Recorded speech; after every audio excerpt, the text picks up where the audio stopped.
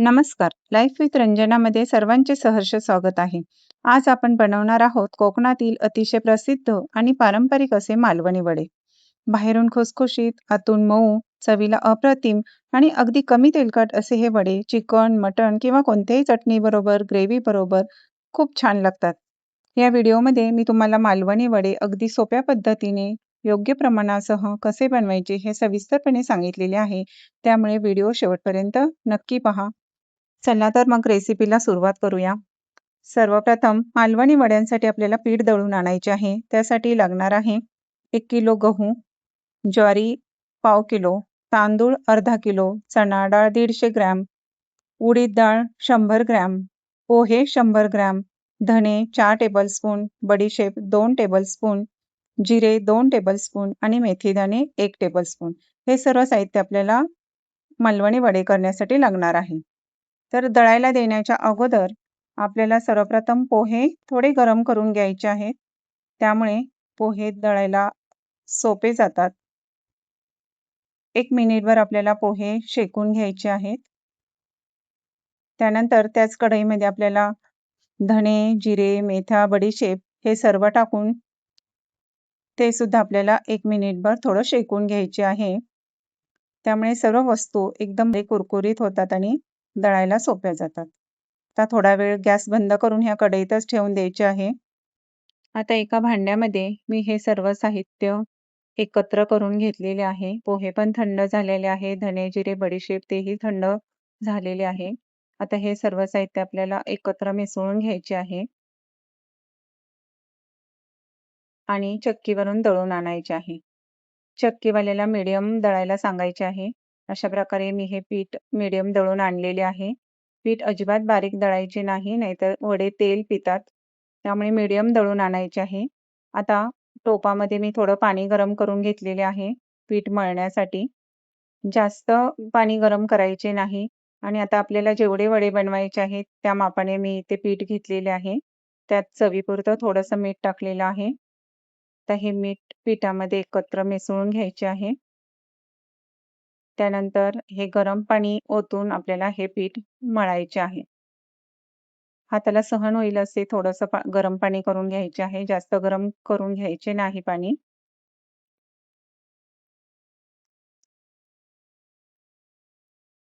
पीठ मळताना जेवढं पाणी लागेल तेवढं घेत राहायचे आहे. अगोदरच जास्त पाणी घ्यायचे नाही, जसं लागेल तसं पाणी घेत राहायचे आहे. आपल्याला पिठाचा एक घट्टसर गोळा तयार करायचा आहे. जास्त सैलसर पीठ मळायचे नाही, त्यामुळे लागेल तसंच पाणी घेत राहायचे आहे.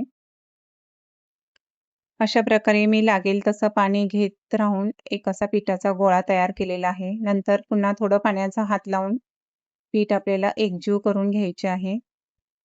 पीठ एकदम चांगलं मळून घ्यायचे आहे. जास्त सैल मळायचे नाही, कारण भिजल्यानंतर हे पीठ थोडे मऊ पडते. त्यामुळे मळताना थोडं घट्टच मळायचे आहे. आपण भाकरीला मळतो त्याच्याही पेक्षा थोडंसं घट्ट मळायचे.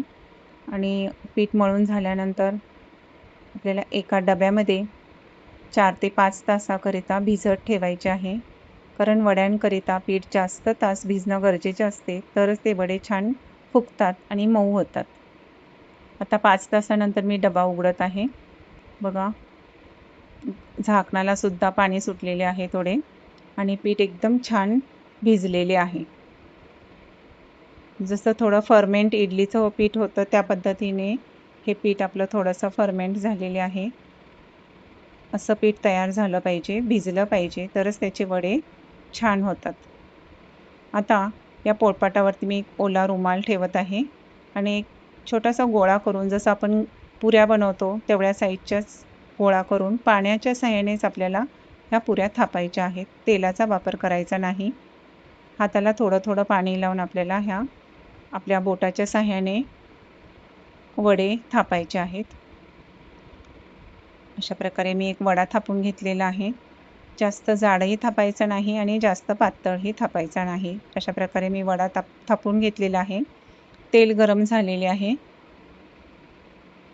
आता या तेलामध्ये मी वडा टाकलेला आहे. तेल बऱ्यापैकी गरम झाले पाहिजे आणि वडा टाकल्यानंतर थोडा पचला की आपल्याला झाऱ्याच्या साहाय्याने असा खाली दाबून तो तळायचा आहे. झाऱ्याच्या साहाय्याने दाबला की फुगायला मदत होते.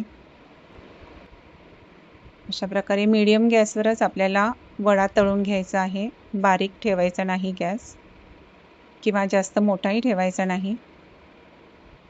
आणि असा सोनेरी रंग आला की छान खरपूस वडे तळले जातात आणि या स्टेजला आपल्याला वडे काढून घ्यायचे आहेत. अजून एक वडा तुम्हाला थापून दाखवते. अशा छोटी गोळी करून आपल्याला पाण्याचा हात लावून रुमालाला सुद्धा थोडंसं पाणी लावायचे आहे आणि असा वडा गोल थापायचा आहे. अशा प्रकारे मी सर्व वडे थापून घेतलेले आहेत आणि सर्व वडे छान फुगलेले आहेत. एकदम छान खुसखुशीत झालेले आहेत. पहा, दुसरा वडा सुद्धा मी तुम्हाला तळून दाखवते. वडा नेहमी टाकल्यानंतर थोडासा पचला की तो तेलामध्ये झाऱ्याच्या साहाय्याने खाली डुबवायचा.